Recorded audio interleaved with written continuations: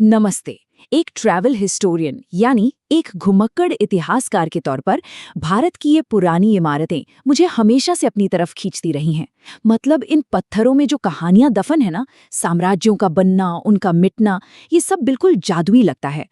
तो आज के इस सफर में हम भारत के उन विशाल और धूप से चमकते किलों से शुरुआत करेंगे और फिर धीरे धीरे उतरेंगे एक बहुत ही रहस्यमयी और सच कहूं तो थोड़ी डरावनी दुनिया में, ग्वालियर के किले की उन अंधेरी गहराइयों और भूतिया कहानियों तक। तैयार हैं आप लोग?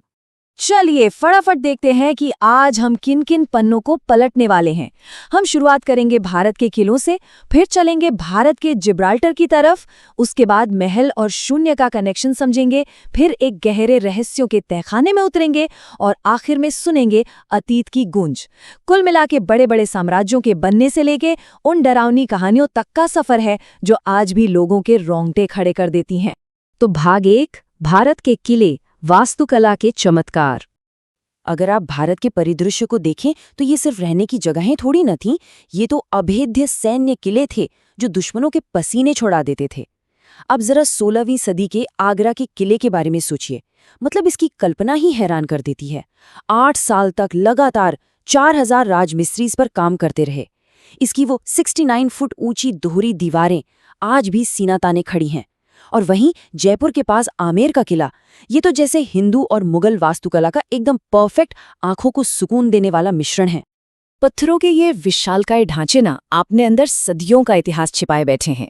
3री सदी ईसा पूर्व के अशोक स्तंभ से लेकर 8वीं सदी के ग्वालियर किले और फिर 16वीं सदी में आगरा के किले से होते हुए ताजमहल तक, ये पूरा का पूरा सफर सिर्फ इमारतों का नहीं है। ये बेतहाशा दौलत, खूनी जंगों और उस कमाल की इंजीनियरिंग का सबूत है जिसने पूरे भारतीय उपमहाद्वीप की शक्ल ही बदल कर रख दी। भाग 2, भारत का जिब्राल्टर, ग्वालियर का किला। अब हम अपना पूरा फोकस एक ऐसे किले पर डालते हैं जो वाकई में बेमिसाल है। एक चट्टानी पहाड़ी पर खड़ा, अपनी अभेद्यता के लिए मशहूर ग्वालियर का किला। ये कहानी बड़े शानदार तरीके से दिखाती है कि कैसे इतिहास की ये ऊंची दीवारें अक्सर मिथकों से जुड़ी होती हैं। कहा जाता है कि 3री शताब्दी में यहाँ एक राजा थे, सूरज सेन, जो कुष्ठ रोग से बहुत परेशान थे। फिर गालव नाम के एक संत ने उन्हें एक पवित्र तालाब का पानी पिलाया और चमत्कार देखिए, राजा बिल्कुल ठीक हो गए। बस उसी संत के सम्मान में राजा ने ये किला बनवाया, जिसकी बलुआ पत्थर की दीवारें आज पूरे 3 वर्ग किलोमीटर में फैली हुई हैं। सोचिए, 3 वर्ग किलोमीटर! मुगल सम्राट बाबर ने इसके बारे में क्या खूब कहा था, हिंद के किलों के हार में जड़ा मोती। सच मानिए, इसमें कोई अतिशयोक्ति नहीं थी। ये 3 वर्ग किलोमीटर का किला इतना जरूरी था कि इस पर कब्जा करने के लिए सदियों तक मारकाट मची रही। हूण हो या तोमर, मुगल, मराठा, अंग्रेज या फिर सिंधिया, इस किले ने इन सभी बड़े साम्राज्यों का डंका बजते और फिर उन्हें खाक में मिलते देखा है। भाग 3, महल और शून्य, गणितीय चमत्कार। अब यहाँ जो बात सबसे ज्यादा दिलचस्प है वो ये है कि ग्वालियर का किला सिर्फ खून खराबे और राजनीति का अड्डा नहीं था। किले के रास्ते में एक चतुर्भुज मंदिर पड़ता है जहाँ 1500 साल पुराना एक शिलालेख है। और पता है उस पर क्या है? उस पर एक गोलाकार शून्य यानी 0 उकेरा गया है, वो भी एक प्लेस वैल्यू के साथ। ये दुनिया में शून्य के इस्तेमाल का दूसरा सबसे पुराना ऐतिहासिक सबूत है। मतलब गणित का इतना बड़ा और अहम इतिहास इन खामोश दीवारों के बीच छिपा है ना? कमाल की बात। और वास्तुकला की तो क्या ही बात करें। यहाँ हिंदू और मुगल शैलियों का जो संगम है ना, वो बस देखते ही बनता है। मान मंदिर महल हो या रानी मृगनयनी का गुजरी महल, और जरा 8वीं सदी के तेली के मंदिर को देखिए। ये अपने आप में बिल्कुल अनोखा है क्योंकि इसमें दक्षिण भारत की बैरल वॉल्टेड छतों और उत्तर भारत के नागरा टावरों का ऐसा दुर्लभ मेल है जो कहीं और नहीं मिलता। इसके अलावा सास बहु मंदिर है और हाँ, चट्टानों को काटकर बनाई गई जैन तीर्थंकर आदिनाथ की वो विशाल 58 फुट ऊंची मूर्ति, ये सब यहाँ के बेहतरीन शिल्प कौशल की गवाही देते हैं। चलिए अब चलते हैं भाग 4 की तरफ, रहस्यों का तहखाना, सिंधिया का खजाना। अब हम इस महल की चकाचौंध से थोड़ा नीचे अंधेरे में उतरते हैं। 60 मिलियन, जी हाँ, 6 करोड़ रुपए।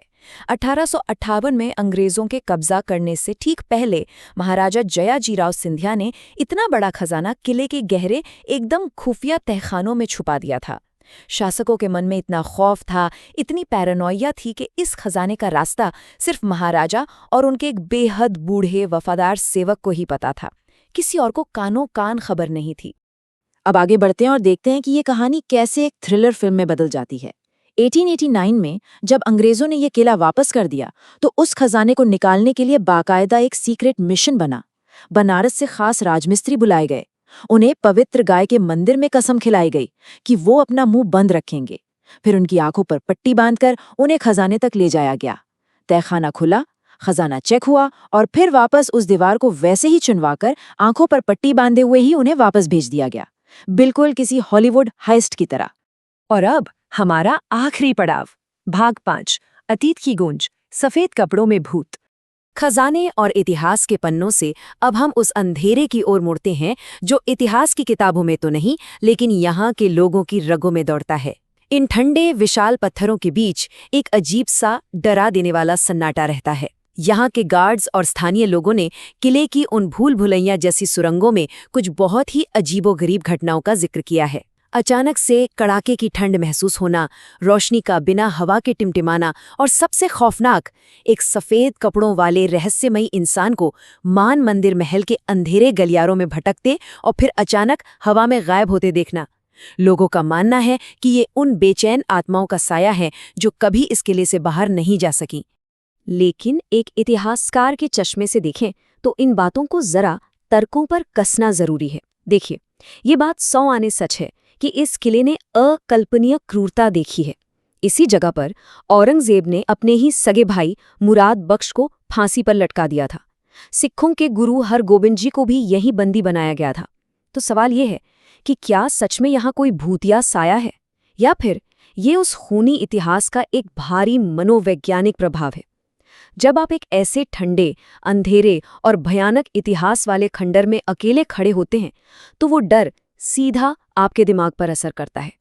तो यहाँ सबसे अहम सवाल जो खड़ा होता है वो ये है कि जब हम इन ठंडे, खामोश और सदियों पुराने गलियारों से गुजरते हैं, जहाँ कभी चीखें और तलवारों की खनक गूंजती थी, तो हकीकत और वहम के बीच का फर्क बहुत धुंधला हो जाता है। क्या वाकई इन प्राचीन पत्थरों ने अपने भीतर उस दर्द और इतिहास को पकड़कर रखा है, या फिर ये बस हमारा अपना इंसानी दिमाग है जो अंधेरे से घबराकर खुद ही डरावनी कहानियां बुनने लगता है? आप लोग इस बारे में क्या सोचते हैं? खैर, इस सवाल का असल जवाब शायद हमेशा के लिए ग्वालियर के इन पत्थरों में ही कैद रहेगा।